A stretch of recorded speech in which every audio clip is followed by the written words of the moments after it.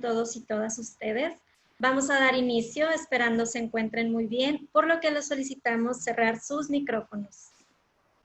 Asimismo, les comento que al finalizar este coloquio publicaremos en el chat la liga con la encuesta de satisfacción, por lo que agradecemos nos apoyen con su respuesta. En nombre de la Escuela de Medicina y Ciencias de la Salud, TecSalud, les damos la más cordial bienvenida al cuarto coloquio hacia una ética de la emergencia, ética en investigación biomédica en torno a COVID-19. Agradecemos su participación. Me voy a permitir presentar a los coordinadores de este coloquio. Mariana Cordero Díaz es médica cirujana y cuenta con un diploma de estudios avanzados y suficiencia investigadora en humanidades, con especialidad en filosofía moral por la Facultad de Humanidades y Filosofía. Autora del ebook y capítulos en temas de bioética, pertenece al Comité de Ética y de Investigación de la Escuela de Medicina y Ciencias de la Salud y al Comité de Ética del Clúster Monterrey, Ciudad de la Salud. La doctora Mariana Cordero Díaz actualmente es profesora de posgrado y coordinadora del programa de profesionalismo y bienestar en especialidades médicas de la Escuela de Medicina y Ciencias de la Salud, así como docente en nuestra institución. El doctor Federico Ramos es médico psiquiatra, cuenta con un doctorado en Ciencias Médicas por la Universidad de Navarra, certificado por el Consejo Mexicano de Psiquiatría. El doctor Ramos es profesor de planta de la Escuela de Medicina y Ciencias de la Salud, TecSalud, coordinador de investigación en la especialidad médica de psiquiatría, secretario del Comité de Ética de la Investigación Clínica de la Escuela de Medicina y Ciencias de la Salud, TecSalud, miembro de otros comités de ética e investigación en otros centros de investigación, miembro del Consejo de Rehabilitación Psicosocial ABP desde diciembre de 2010. El doctor Federico Ramos realiza su práctica privada en la ciudad de Monterrey. Enseguida le cedo la palabra a la doctora Mariana Cordero. Gracias, licenciada Evelyn, y sobre todo gracias a todos ustedes por su presencia el día de hoy en este cuarto coloquio hacia una ética de la emergencia. El tema del día de hoy es ética en investigación biomédica en torno a COVID-19 y estamos muy honrados con la presencia de nuestros ponentes del día de hoy, a quienes les agradecemos de antemano su presencia y a quienes presentaremos previo a su participación el día de hoy. Les recordamos que nuestra dinámica es que tengamos la oportunidad de hacer inicialmente una introducción a nuestro tema, la cual correrá a cargo del doctor Federico Ramos, y posteriormente escucharemos la presentación de cada uno de nuestros tres invitados. Les recordamos que a través del chat pueden incluir sus preguntas y comentarios, las cuales realizaremos al final de la sesión de hoy. Tendremos un espacio de preguntas y respuestas y les agradecemos el mantener sus micrófonos apagados para poder escuchar las ponencias y tener esta sesión de interacción. Doctor Federico Ramos, si es tan amable de compartirnos la introducción al tema, le cedo la pantalla también, si gusta compartir, o usted me indica si le comparto la presentación. Gracias. Si tienen la primera, gracias Mariana, si tienen la primera diapositiva que había enviado y si no yo puedo compartir la pantalla, lo que ustedes me indiquen. Muchísimas gracias. Simplemente voy a agradecer a nuestros participantes a los que están escuchando por escucharnos y por supuesto a nuestros ponentes. En el segundo coloquio que tuvimos, para los que hemos estado en los otros coloquios, comenté de manera como muy rápida, era sobre el acompañamiento clínico y comenté de manera muy rápida el tipo de acompañamiento que nosotros los médicos o el personal de salud llevamos a cabo dentro del contexto de la investigación, también en esto que estamos viviendo, una epidemia o una pandemia. Para ello utilicé simplemente lo que dice la Organización Mundial de la Salud. Hay varios documentos, yo utilicé un par de ellos y comenta la Organización Mundial de la Salud que es esencial la investigación para comprender la enfermedad y sus mecanismos de contagio y expansión, como lo hemos estado nosotros siguiendo en esta pandemia. Siendo los objetivos, mejorar la prevención y la atención sanitaria, formulando intervenciones y prácticas que sean eficientes, eficaces y necesarias para su contención, y también evaluar la seguridad y la eficacia y eficiencia de todas las propuestas, tanto de exámenes diagnósticos, tratamientos y vacunas y las estrategias de manejo. Lo que sí comentaban es que, a diferencia de lo que se podría pensar quizá, es que la metodología tiene que ser estricta sin menoscabo de una adecuada atención clínica. Si me pueden pasar la siguiente, por favor. ¿Por qué? Porque en estas situaciones de emergencia perfectamente se podría antojar que todo fuera más rápido y que eso superara un poco ciertas barreras o administrativas o éticas o metodológicas. Y no, lo que comenta la Organización Mundial de la Salud es precisamente que durante las emergencias se debe contar con garantías éticas mayores, no menores, que en las situaciones ordinarias. Por ejemplo, el consentimiento informado tiene ciertas peculiaridades. Por ejemplo, básicamente, como en muchas enfermedades graves, está la coerción que puede tener un paciente precisamente por tener una enfermedad grave, de participar en cualquier alternativa que se le presente sin darse cuenta que es mera investigación, sin que tengamos todavía la evidencia clínica suficiente para asegurarle un beneficio. Y también la separación de familias, que es lo que se está viviendo, se ha vivido ya en otros países, y lo estamos viviendo aquí también, por el temor al contagio, y entonces si la persona no está en condiciones de dar su consentimiento, es difícil acceder a la familia y hacerlo de la manera estándar. Otro de los comentarios que hace la Organización Mundial de la Salud es la comunicación expedita de resultados. Eso sí que tiene que hacerse con mucha rapidez. Y a nosotros, comités, y a las agencias reguladoras, pues se nos exige mayor eficiencia, mayor rapidez, y eso lo hemos estado viendo. Señalar rápidamente, a mí que me toca trabajar en otros comités, sí es interesante cómo en los comités, en este caso universitarios, que es el que participo yo aquí en el TecSalud, junto con otros de nuestros ponentes, sí es curioso cómo se nos ha venido bastante más trabajo, a comparación de los comités que trabajan solamente con industria farmacéutica, donde claramente se ha reducido muchísimo el trabajo, y entonces ahí se nota la iniciativa de las instituciones universitarias, hospitalarias, universitarias, profesores universitarios en ese sentido, y pues señala de alguna manera la importancia de que trabajemos con mucho ahínco. Y bueno, yo con esto me despido y le cedo la palabra a la doctora Mariana Cordero. Gracias, doctor Federico. De nuevo, recordándoles que tenemos la oportunidad del día de hoy de tener a los ponentes que estarán compartiendo diferentes puntos de vista y aportaciones hacia el tema de investigación biomédica. Gracias al doctor Federico por esta introducción, y procedemos a tener la primera participación. De hecho, agradecemos profundamente a nivel de la institución y yo en lo personal que nos puedan acompañar hoy nuestros tres ponentes. Voy a presentar a la primera de ellas, es la doctora Perla Elizabeth Orozco Vázquez. La doctora Perla es licenciada en Psicología Clínica por la Universidad Autónoma de Nuevo León. Tiene maestría en Humanidades de la Universidad de Monterrey y doctorado en Bioética del Instituto de Investigaciones en Bioética.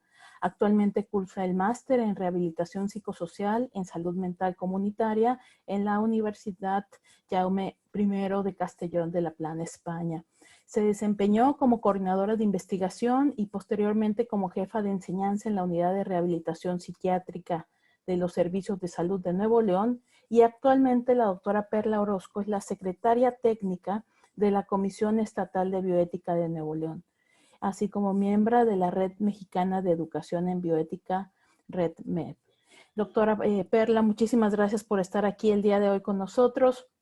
La dinámica, les recuerdo a la doctora y a nuestros ponentes, será contar con 10 minutos de presentación, y a nuestros participantes asistentes les recuerdo que en el chat pueden incluir sus preguntas o comentarios para nuestra sesión de cierre.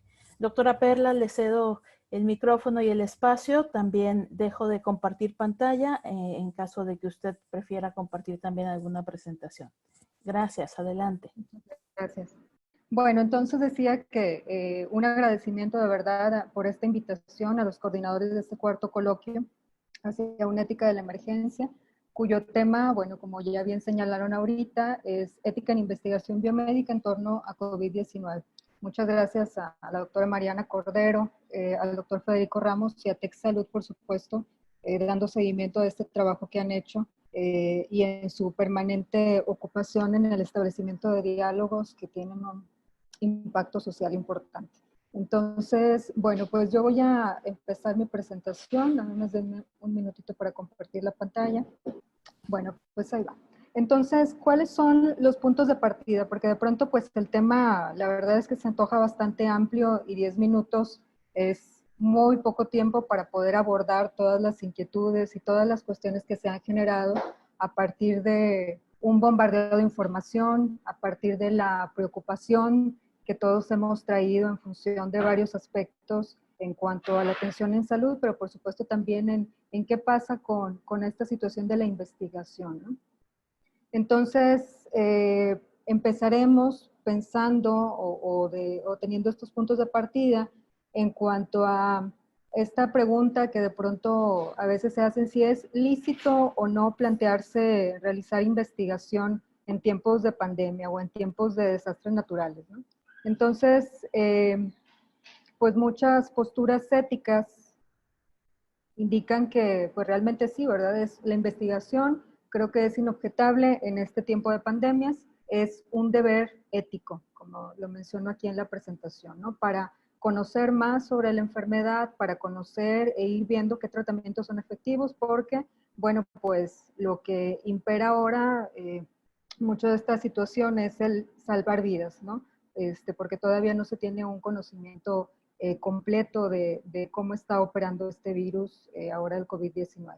Y como bien mencionaba también ahorita el doctor Ramos, pues esta situación de la urgencia de sacar protocolos de investigación, de poder tener más cuestiones, digamos, establecidas o mayor conocimiento, pues requiere que se haga investigación y lejos de pensarse que se requiera maquilar investigaciones, por así decirlo, de una manera en donde no se tengan como ciertos parámetros éticos, al contrario, se requiere mayores garantías éticas, que ahorita vamos a ir viendo por qué.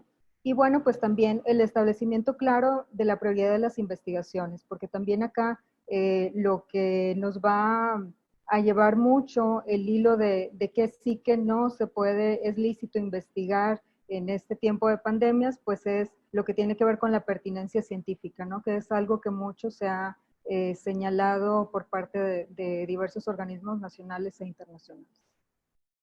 Entonces, bueno, pues ¿cuáles son los retos o problemas que enfrentamos ante esta situación de pandemias, hasta esta situación específica de COVID-19? Entonces, por una parte, pensamos en estos problemas o retos que enfrentamos en cuanto al seguimiento de estudios que ya están en curso, ¿no? No solo es los estudios actuales que se están iniciando o que se están proponiendo, sino también los que ya están. Entonces, ¿cuáles son los retos o los problemas en este sentido de este seguimiento? Bueno, pues en primera instancia me parece que tiene que ver con la rigurosidad científica. Hay un establecimiento de un protocolo ya aprobado, ya pensado metodológicamente y así establecido.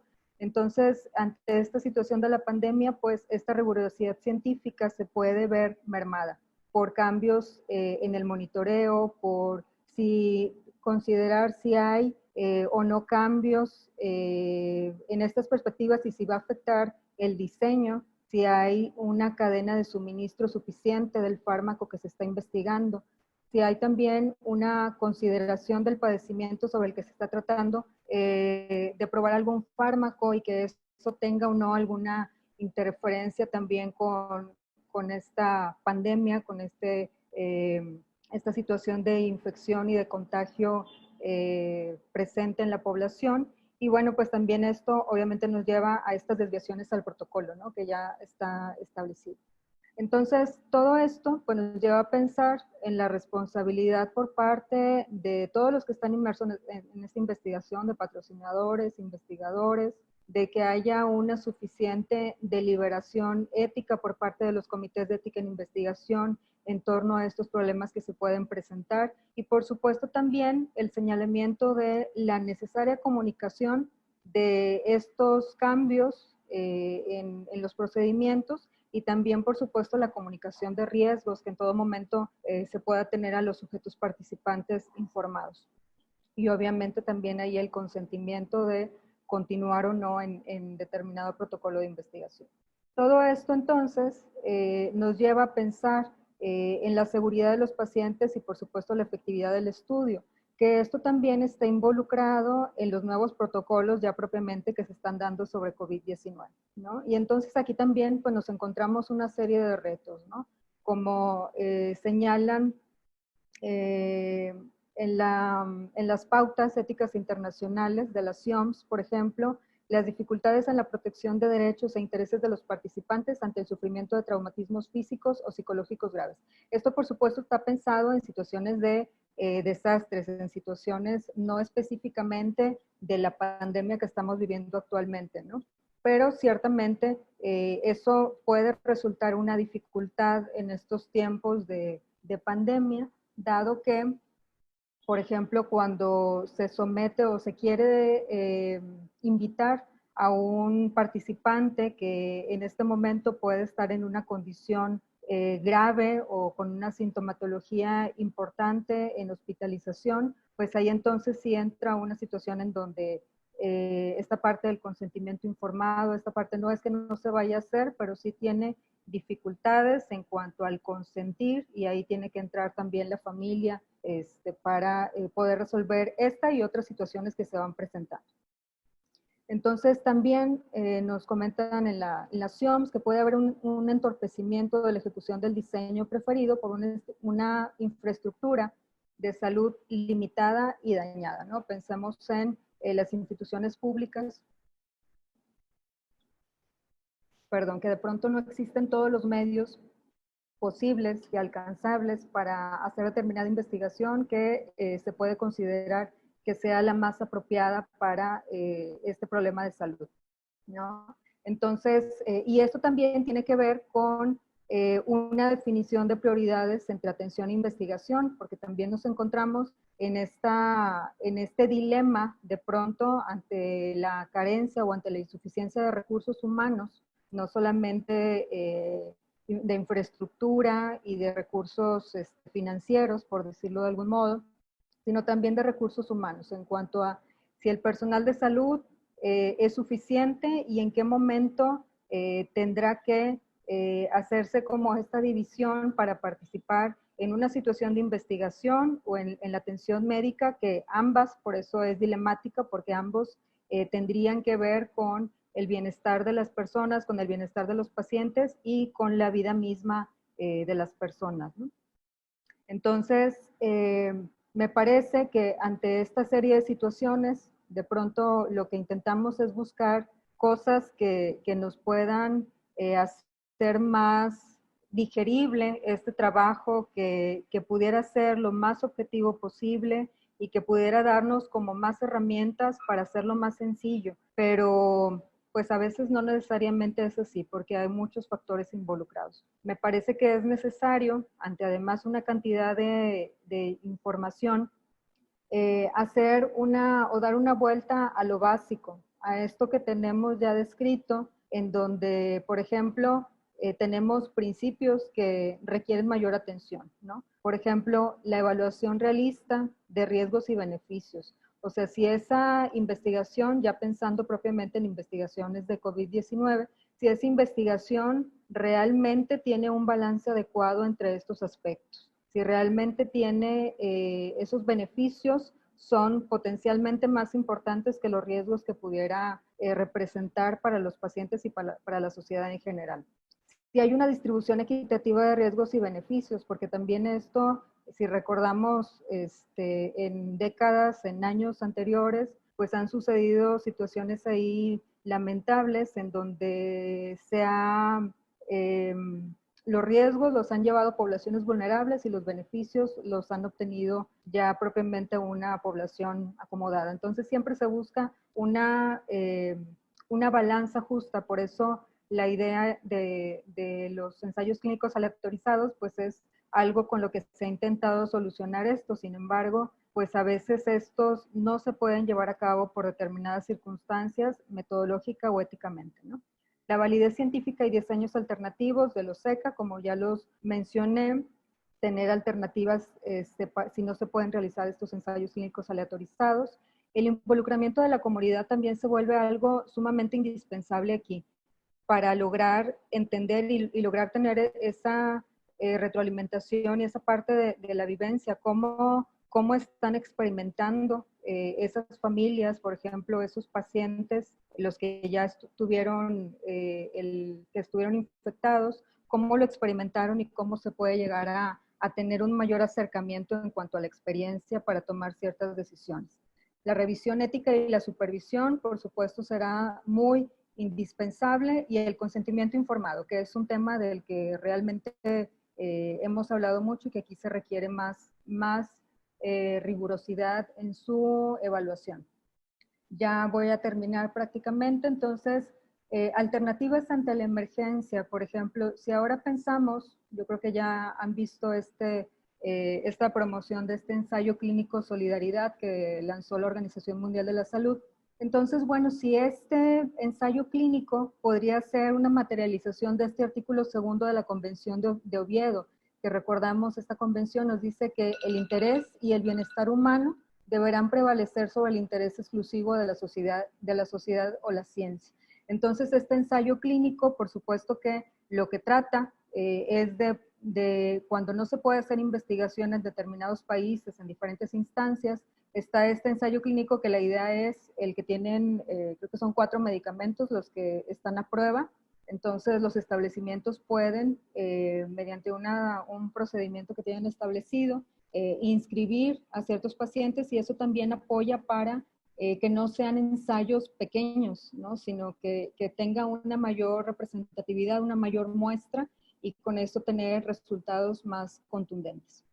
Estas son algunas recomendaciones que ustedes ya han visto, recomendaciones nacionales que tienen que ver también con esto que menciono. Y bueno, dentro de las conclusiones es que la investigación en tiempos de emergencia sanitaria, como decía en un inicio, es un deber ético. No existen recetas o formularios exactos para determinar qué se debe hacer o no al hablar de investigación.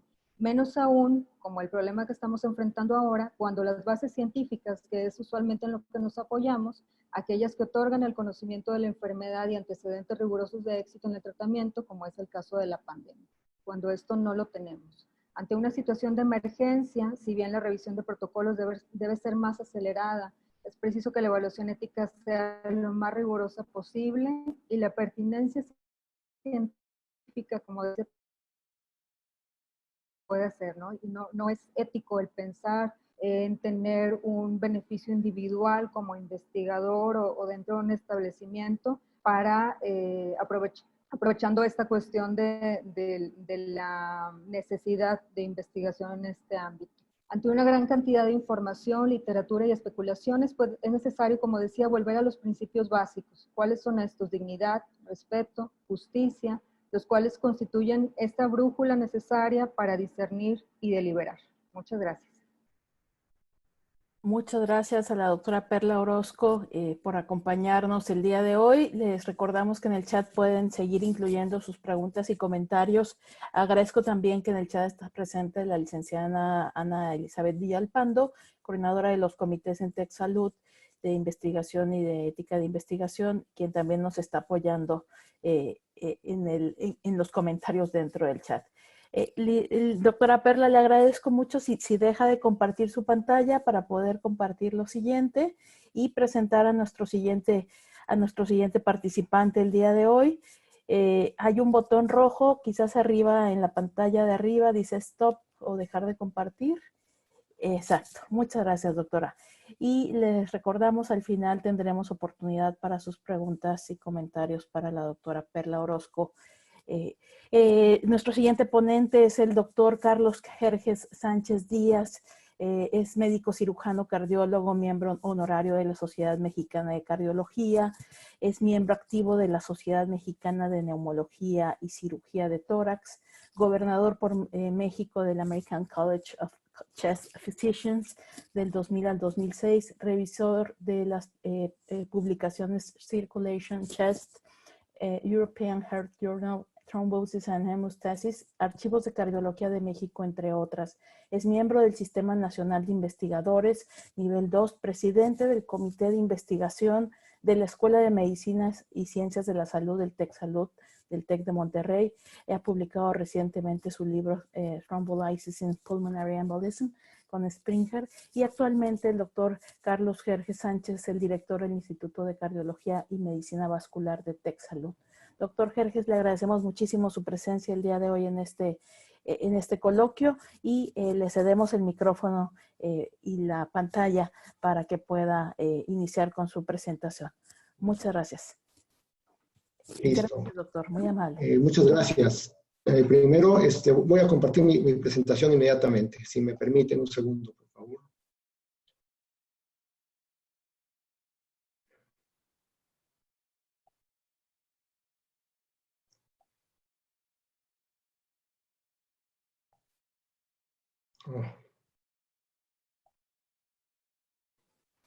¿Cómo es?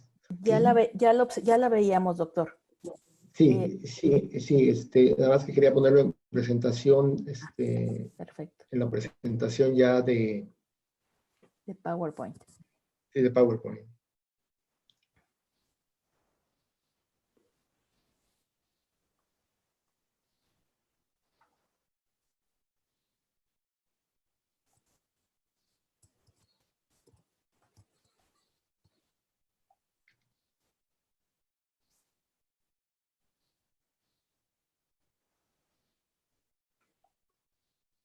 Me imagino que ahí ya la ven. Sí, doctor. Bueno. Sí, la vemos en modo de presentación, es decir, vemos sus notas y la siguiente presentación. Ok, entonces déjeme mover un poquito, permítame un segundo.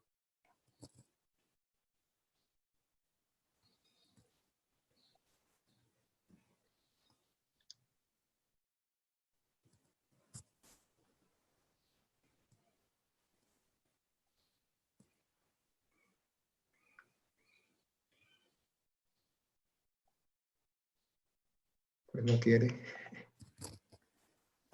Aunque yo aquí la tengo ya. Sí, no se está compartiendo. No se está viendo, ¿verdad? No se está viendo aún. A ver, yo creo que aquí ya está. ¿Ahí está? Así es, correcto, doctor. Ya la vemos. Gracias. Muy bien. Perfecto. Entonces, primero pues quiero agradecerle a la doctora Cordero y al doctor Ramos que me den la oportunidad de estar con ustedes para tratar de hacer un análisis breve de lo que puede ser el impacto de esta pandemia sobre los procesos de investigación, y no solamente los procesos de investigación, y por eso me quiero referir a los comités de investigación y a los mismos investigadores. Como ustedes pueden observar, miren, desde mi punto de vista, en medicina tenemos tres importantes elementos sin los cuales no puede haber ningún avance en ningún sentido. Tenemos que tener excelencia en la investigación, excelente enseñanza y excelente atención médica. Si nosotros tenemos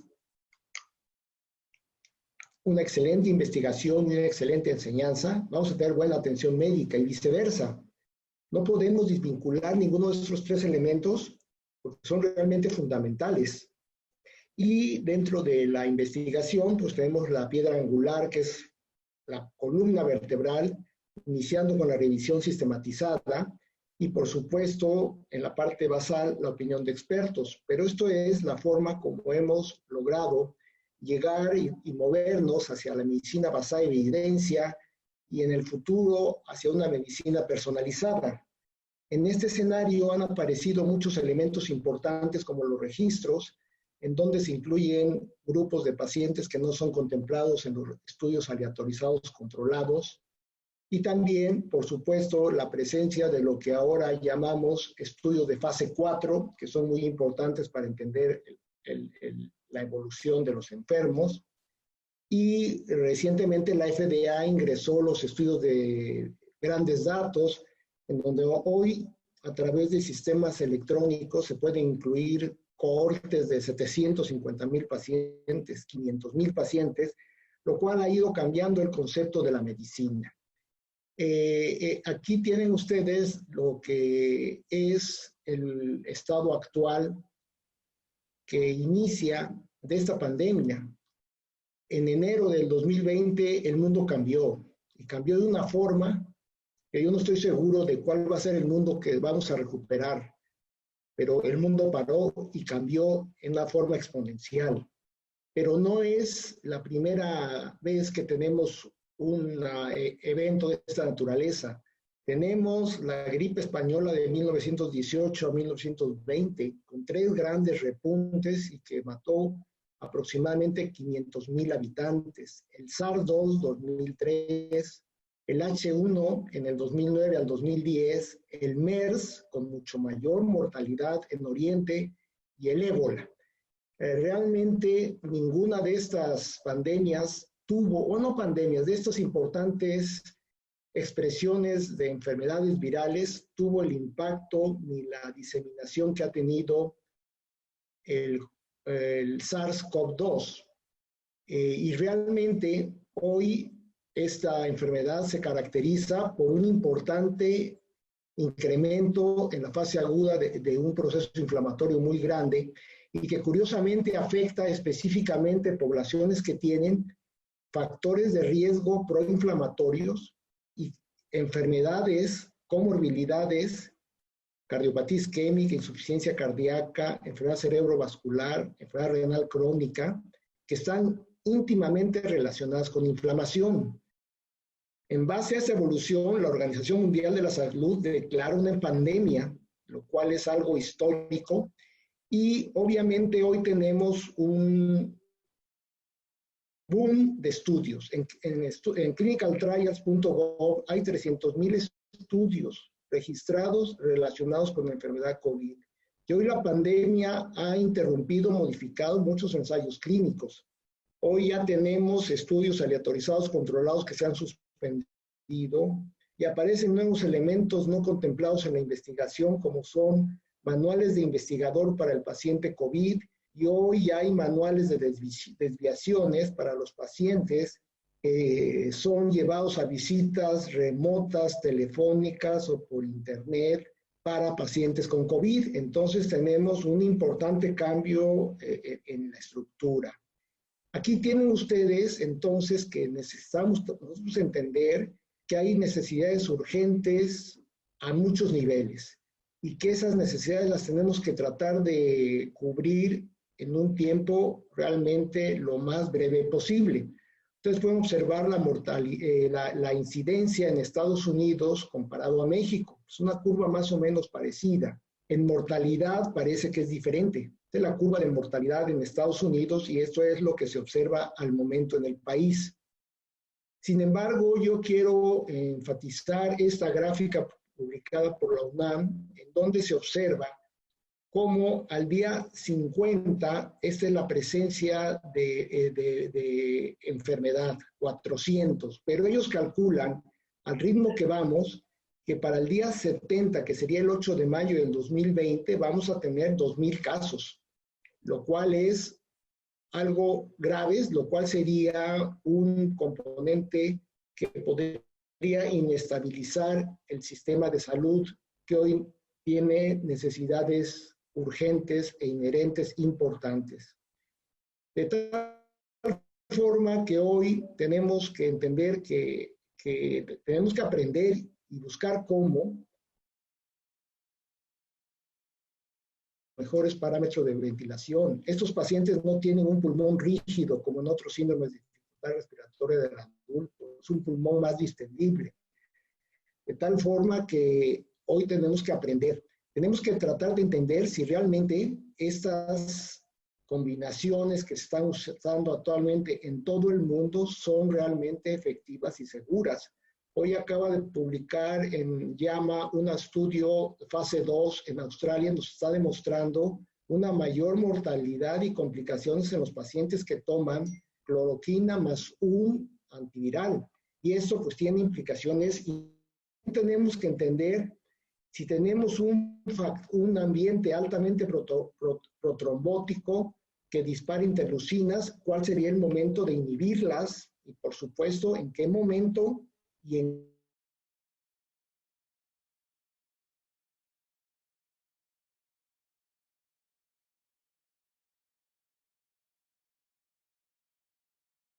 Vamos a dar un minuto para escuchar al doctor Jerjes. Hemos perdido la transmisión, me parece. Y daremos un minuto. Les agradecemos a todos su paciencia para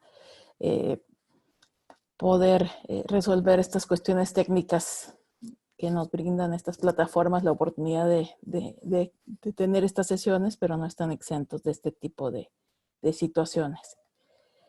Vamos a esperar que el doctor Jerjes pueda volverse a conectar e integrarse a la sesión para concluir con su presentación. Y algo importante que quiero aprovechar para compartirles es que hemos también generado un Google Drive en donde hemos incluido la liga para los videos de las sesiones de este coloquio. Como saben, hoy es el cuarto coloquio, hemos tenido 3 previos, así como algunas referencias, y pues nuestra intención es poder contribuir a tener un sitio donde podamos compartir referencias, los videos e inclusive las presentaciones que nuestros ponentes nos puedan compartir.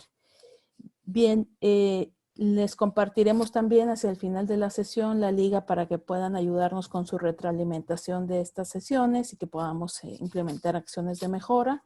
Y por el momento, si el doctor Jerjes no ha podido reintegrarse a la sesión, me parece que así es, podríamos por cuestión de tiempo, podríamos pedirle al doctor Lara que iniciara con su presentación y reincorporamos al doctor Jerjes cuando le sea posible unirse de nuevo a la sesión, de manera que podamos tener unos minutos también al final para la interacción de preguntas y respuestas. Con mucho gusto. Gracias, doctor. Quisiera pedirles a los asistentes a la reunión que si por favor cierran su video, porque todo esto consume mucho ancho de banda y estamos más de 120 personas conectados. Probablemente por eso el doctor Jerjes tuvo que suspender su presentación. No sé si él se reintegró porque a mí no me deja presentar. Ah, no, es porque están presentando la semblanza. Así es, doctor. Sí, gracias, doctor. El doctor Víctor Javier Lara Díaz es presidente del Comité de Ética en Investigación de la Escuela de Medicina y Ciencias de la Salud del TecSalud. Es médico pediatra, neonatólogo, maestro en Ciencias Médicas y Biotecnología, máster en Medicina Molecular Aplicada por la Universidad CEU de San Pablo, doctor en Medicina Molecular Aplicada en Ciencias Médicas por la misma universidad, integrante del grupo de investigación con enfoque estratégico en genética humana de la Dirección de Investigación e Innovación de la Escuela de Medicina del Tecnológico de Monterrey y numerario de la Academia Mexicana de Pediatría, AC. Agradecemos la presencia del doctor Lara. Cedemos los micrófonos y pantalla, doctor. Gracias. Muchas gracias, doctora Mariana. Gracias por la invitación. Realmente es un privilegio poder compartir esto con ustedes. A veces el ser el último en el rol lleva la desventaja de que muchas cosas ya se dijeron, pero también nos da la gran ventaja de que podemos resumir algunos de los puntos que ya se trataron. Yo baso esta plática en 9 tópicos que están en un documento que puse al principio y lo pongo al final de nuevo, editado por la Organización Mundial de la Salud. Estos son los tópicos, no nos vamos a detener a leerlos, vamos a irlos viendo uno por uno. Son 9, pero los vamos a ver, les prometo, en menos de 10 minutos. El primero es que la investigación no debe interponerse a las respuestas de emergencia. Ya dijo nuestra primera ponente que la investigación en la situación de emergencia en salud es un deber ético, pero sin embargo, no debe distraer recursos en ninguna manera. Es decir, todo lo que está destinado a la atención aguda, crítica y a la atención de rutina no se debe distraer para propósitos de investigación. Sería deseable que en lugar de esos 300,000 ensayos que están registrados en FDA nada más, hubiera un poquito más de coordinación nacional e internacional para evitar duplicación. Hay muchísimos estudios que tienen bajísimo poder estadístico y son repeticiones en el sentido del Me Too. Si a este grupo está estudiando esta cosa, yo también lo voy a hacer y yo también lo voy a hacer. Y al final se hace una cantidad tremenda de estudios que no llevan a nada, en el sentido de que no generan conocimiento sólido porque son muy pequeñitos. Existe también la obligación ética de que si se va generando información, se comparta rápidamente. El doctor Jerjes se refería a un estudio que se está publicando en JAMA del uso de hidroxicloroquina, y la información de ese estudio obligó a que se detuviera uno de los brazos porque aumentó la mortalidad con hidroxicloroquina en dosis altas a más del doble en ese grupo. Entonces todo eso es muy importante, y sobre todo mantener a toda costa, y aquí quisiéramos subrayarlo, a toda costa la confidencialidad y el resguardo de datos personales. Y en este sentido vamos a ver más adelante que de repente nos gana la idea o la posibilidad de, pues vamos a guardar muestras. Pero esas muestras, si las vamos a guardar, tienen requisitos muy importantes. El segundo tópico es, ¿cómo debe ser la investigación colaborativa? Idealmente debería ser de alcance internacional. Todos los proyectos deben ser enfocados a necesidades específicas, valores y cultura local, y asegurar que se beneficie a la comunidad. Es decir, buscar el saber por el saber mismo en estas circunstancias no es lo más apropiado. Es decir, toda la investigación debe buscar estar resolviendo un problema específico. ¿Cómo se espera que las comunidades participen en la investigación? Esto es una parte muy importante. Idealmente deberíamos involucrar a representantes de la comunidad en el diseño, implementación y evaluación del protocolo. En los comités cubrimos esta parte porque en los comités tenemos representantes de la comunidad, y entonces las decisiones sobre qué, cómo, cuándo investigar deben ser siempre inclusivas y sujetas de explicación. Es decir, a veces se va a dejar a algunas personas fuera por alguna razón, pero debe manifestarse esa razón con toda claridad. Todos los involucrados posibles deben tener la misma oportunidad de participar, y para esto deberían existir previamente redes de facilitación comunitaria. El estudio Solidaridad, por ejemplo, no puede ser llevado a cabo si no existen estas redes. Afortunadamente, algunas organizaciones ya las tienen por ahí establecidas y son las que empezaron este estudio en la región del sureste de México, que ese estudio se acaba de autorizar hace unos días. ¿Qué proyectos se requieren para que se haga una revisión ética? Si bien hay urgencia de que se haga investigación, todos los estudios que involucren humanos es requerida la participación de comités de evaluación ética, de investigación, y si hay muestras biológicas, también del comité de bioseguridad. Y a veces aquí se olvida este punto. El recolectar muestras biológicas implica un riesgo epidemiológico sustancial. El virus que está en cuestión ahorita, no sabemos muchas cosas todavía, y sí sabemos que es altamente peligroso y contagioso. Entonces requiere un nivel de bioseguridad del más alto, el nivel 4. Hay que recordar que las actividades de rutina de salud pública no son investigación. Ahorita en el chat alguien ponía ahí que las encuestas telefónicas, esas son investigaciones rutinarias de salud pública que en realidad no requieren consentimiento informado. Uno decide si contesta o no contesta, y al contestar ya está consintiendo. Además, no toman datos personales directos. Si lo hicieran, deberían apegarse a las consideraciones éticas y de manejo de datos personales. Debe buscarse la revisión ética expedita. Ya lo mencionaba desde el principio el doctor Federico Ramos. Ese punto de que sea expedito no equivale a que se comprometa en ningún sentido la protección de los sujetos participantes. Ya de por sí, la persona pasó de ser persona a paciente y ahora es un sujeto. Entonces, no degrademos más su persona. porque ya al momento de ser sujeto debemos ser muy conscientes de que debemos proteger en todos sentidos sus derechos. Se pueden utilizar protocolos o plantillas genéricas siempre bien adaptados a las circunstancias. El ejemplo del estudio Solidaridad es uno de ellos.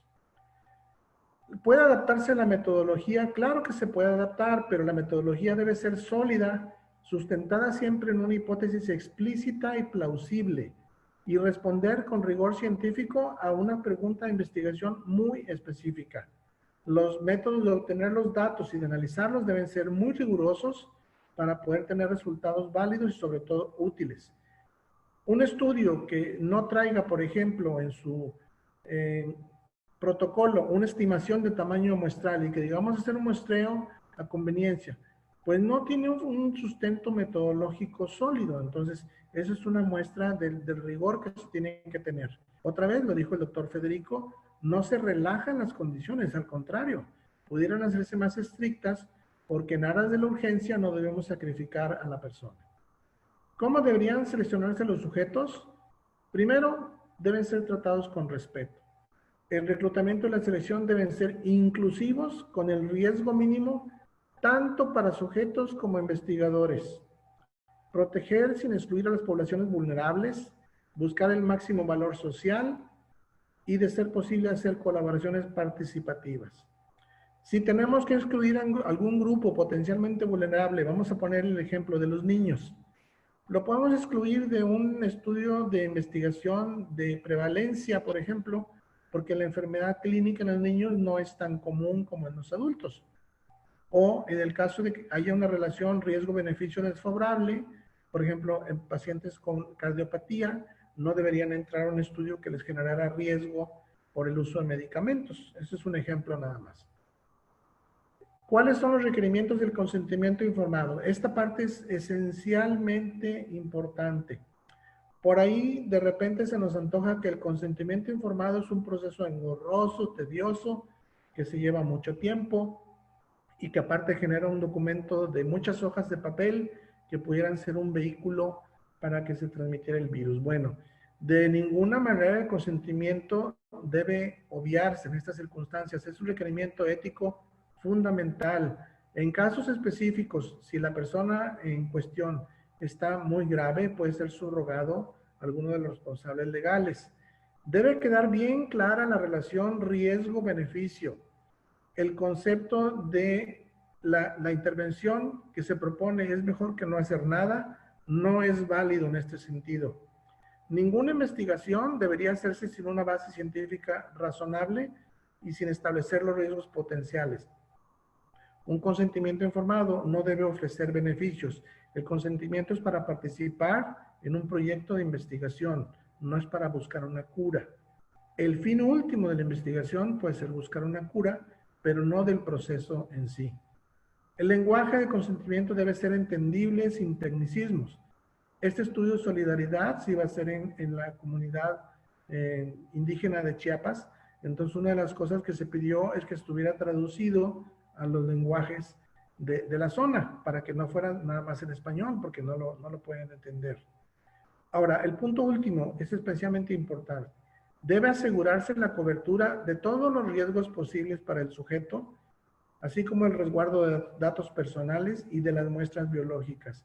Y aquí las muestras biológicas, recalcamos, solamente se pueden resguardar bajo un nivel de bioseguridad máximo. Y desafortunadamente no tenemos muchos centros que tengan ese recurso en el país. ¿Cómo y en qué extensión vamos a compartir los datos y las muestras? Habíamos hablado de que debe haber apropiación del conocimiento en el aspecto social. Entonces, todo lo que se pueda compartir de información debe hacerse. Si se genera información que pueda ser útil al participante, en esta parte hay muy importante esta diferencia. Aquí hay una obligación ética de hacer partícipes a los participantes y a la comunidad con prioridad sobre cualquier otra cosa. Y las muestras para investigación futura deben tener un sustento científico resistente a toda prueba. No se puede en un protocolo proponer obtener muestras biológicas para ver investigación que no sabemos qué vamos a hacer después. Estamos en una situación crítica. Entonces esto se debe cuidar en una forma muy, muy detallada. Finalmente, ¿cómo deberían distribuirse los beneficios? Aquí hay una diferencia muy importante a lo que sucede en épocas que no son de emergencia de salud pública.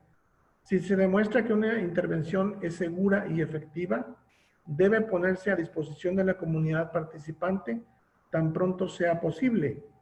FDA tiene esta vía, la vía MEURI, que es el uso de intervenciones que no están registradas y de investigación durante una emergencia, y es un sistema que se debe implementar tan pronto se tenga resultados positivos. Y se debe buscar hacer todo lo posible para dar acceso justo a todos los que participaron de los beneficios de la investigación clínica durante una emergencia. Estos puntos son diferentes a lo que es en una etapa de no emergencia. Con eso termino. Les dejo aquí la referencia. Es un documento muy fácil, no es requerido nada, es de dominio público y es muy reciente y está enfocado exactamente a lo que estamos pasando. Con eso cierro mi presentación. Gracias. Muchas gracias, doctor Lara, y a nuestros ponentes por su participación en la sesión del día de hoy. Vamos a cerrar con nuestra sesión de preguntas y respuestas. Si me permiten, la primera será para el doctor Gerges, también para generar la oportunidad de que pueda darnos un mensaje final a su intervención. Y esta pregunta tiene que ver, doctor Gerges, con qué mecanismos tienen los investigadores para ser complementarios y no repetirse en las investigaciones en estos tiempos de emergencia, de tal modo que puedan sumar esfuerzos y no duplicarse.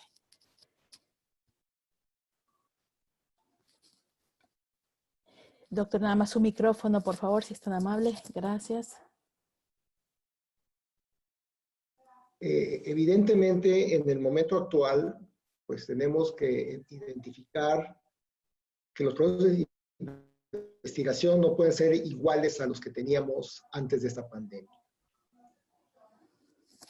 La investigación es la piedra angular para responder los retos urgentes, que se requiere generar proyectos que tengan prioridades institucionales, la razonable proporción del riesgo y beneficio y evidentemente evitar la duplicidad de proyectos, obviamente en las mismas áreas. Yo no estoy seguro que sea inadecuado que el mismo objetivo se replique en Chihuahua o en Tamaulipas o en Chiapas en 3 diferentes sistemas de salud, porque las condiciones pueden ser diferentes. Lo que sí me queda claro es que en el momento actual uno tendría que pensar si realmente los estudios aleatorizados son éticamente controvertidos o no. El brazo placebo podría resultar en daño individual y físico, y el brazo activo, que podría tener un beneficio establecido, podría dar efectos secundarios importantes. Yo siento que los estudios deben generar resultados válidos y responder las necesidades actuales, aunque acepto que la conducción de un protocolo de investigación durante la pandemia es bastante compleja. Mi consideración final sería que la investigación clínica debe generar en un plazo razonable soluciones a necesidades para la atención de salud en donde exista una falta de evidencia. Que los investigadores y los comités de investigación tenemos que tener un punto común.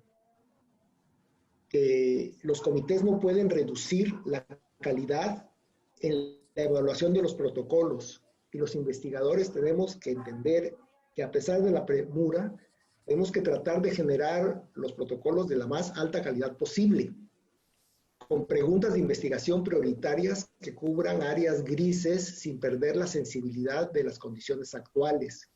Creo que esto debe hacerse en el menor plazo posible.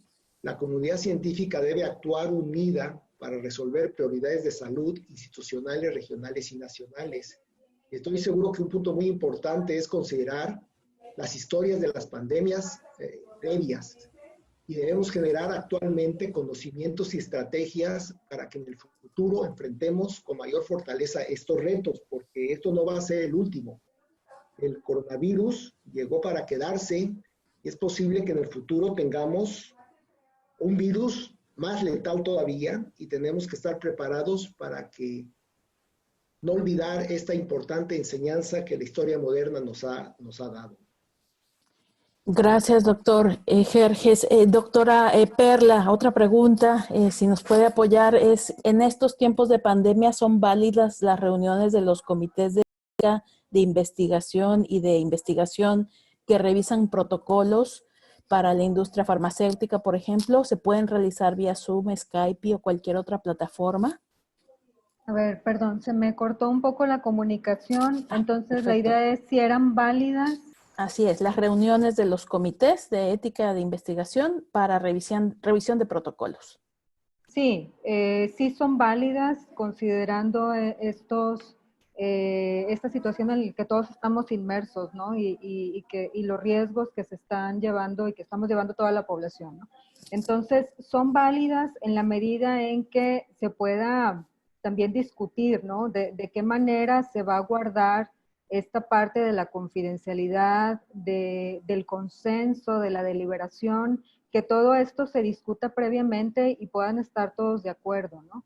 No se trata nada más de, bueno, vamos a sesionar un protocolo y pues así nada más a la buena de Dios, ¿no? Sí se requiere establecer un procedimiento. Creo que este momento que estamos viviendo nos va a llevar, como bien mencionaba el doctor, que no es la primera vez que vamos a pasar una situación así y que nos puede llevar justamente a diseñar estos procedimientos alternativos en donde tengamos a bien deliberar sobre estas cuestiones éticas en cuanto a la validez de datos, en cuanto a confidencialidad, en cuanto a cómo va a ser el manejo que vamos a dar para que esto pueda llevarse a cabo, ¿no? Gracias, doctora. Y doctor Lara, si nos puede apoyar cerrando nuestro coloquio, agradecemos a todos los ponentes su participación, al doctor Ramos como coordinador de esta sesión. Doctor Lara, una pregunta muy puntual es, ¿cuál es el rol de los comités de ética de investigación respecto a el poder revisar los protocolos de investigación y controlar la validez científica y la oportunidad de los proyectos? Es decir, ¿cuáles permitir y cuáles detener? Esa es una decisión particularmente difícil, pero alguien tiene que hacerla. Y afortunadamente, en el caso nuestro, los comités no sesionamos nada más el comité de ética, ni nada más el de investigación. Hemos estado sesionando 2 o 3 veces por semana los 3 comités en conjunto.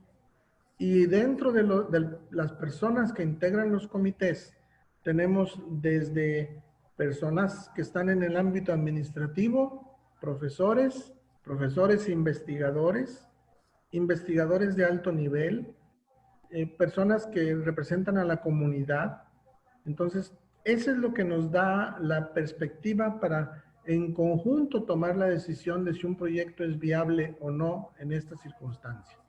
Siempre buscando que haya un bien social que se atienda a un problema específico y que se pueda abordar desde el punto de vista que se está proponiendo.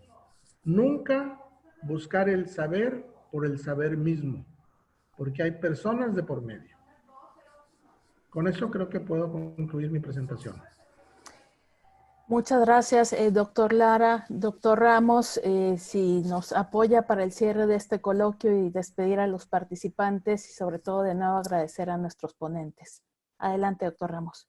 Muchas gracias, Mariana. Muchas gracias, doctora Perla, doctor Jerjes, doctor Víctor. Pues les agradecemos muchísimo. Muchas gracias por todos sus, pues por las ponencias y por sus comentarios o sus respuestas a las preguntas.